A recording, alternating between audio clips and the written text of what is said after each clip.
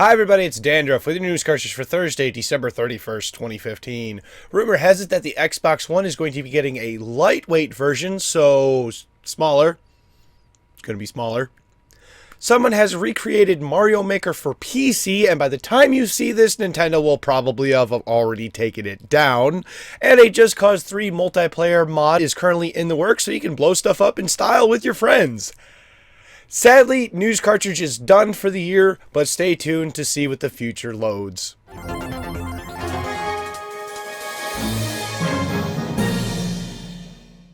Our top story for today is that Final Fantasy IX is finally coming to PC. The game is over 15 years old, and this is the first time it will be seen on the platform. It also happens to make its way to iOS and Android as well. There is no release date yet, but for Final Fantasy fans who are also PC gamers like myself, it means that we can finally play it on the platform we desire.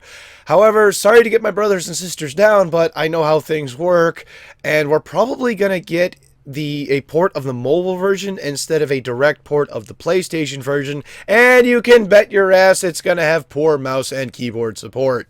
So let's hope that Square Enix will learn from what 2015 had to teach, and that is that PC gamers are not willing to put up with poor quality any longer now that Steam refunds offer the ability to voice our dissatisfaction.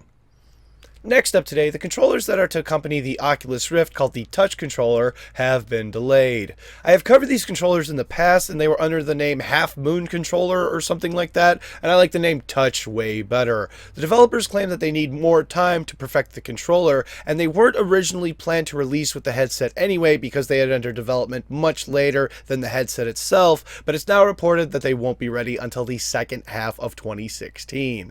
The aim of the touch controller is to recognize natural hand movements of the human hand, like waving or pointing your finger, which involves lots of motion tracking, and if not done in low latency, can make your hands feel disembodied in game. So hopefully they'll have them ready in time and to perfection, because without the controllers, it's just a headset with a traditional interface.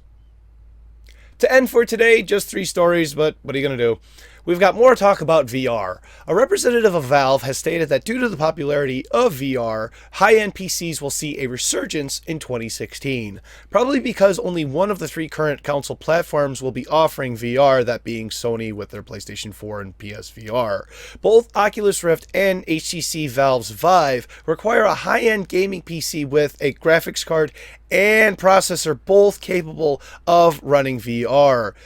PC gaming has been on the rise in the recent years, but that doesn't necessarily translate to everyone having a VR-capable machine. Games like League of Legends, CSGO, Minecraft, and World of Warcraft will run on a surprising number of systems because the amount of resources that they require are very low. In my opinion, it's actually going to take a little bit more time than that. Generally, the first iteration of something, while groundbreaking and charming, is clunky and unpolished.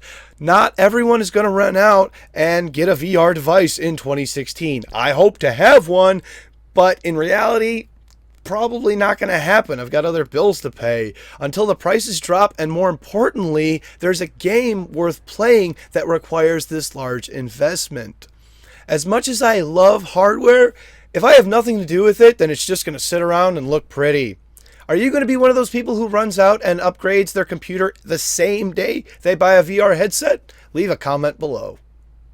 And that means we are at tomorrow's game releases. We have just one again, and that is for PC, Kill the Plumber. Thank you very much, everybody. This has been News Cartridge, the last episode of the year. What a wonderful year it has been, with great things like Steam refunds finally being implemented, and another bunch of great games like Witcher 3 and Undertale releasing. Then there's the sad things we've had to deal with, like the passing of Nintendo's Mr. Iwata, and then Konami. Practically everything you've done. I will see you tomorrow in 2016. Have a happy and, more importantly, safe celebration. Happy New Year to everybody. No drinking and driving for anyone. And I will see you tomorrow. And I was asked yesterday if I wanted to buy a pocket computer, and I said no thanks. I already know how many pockets I have.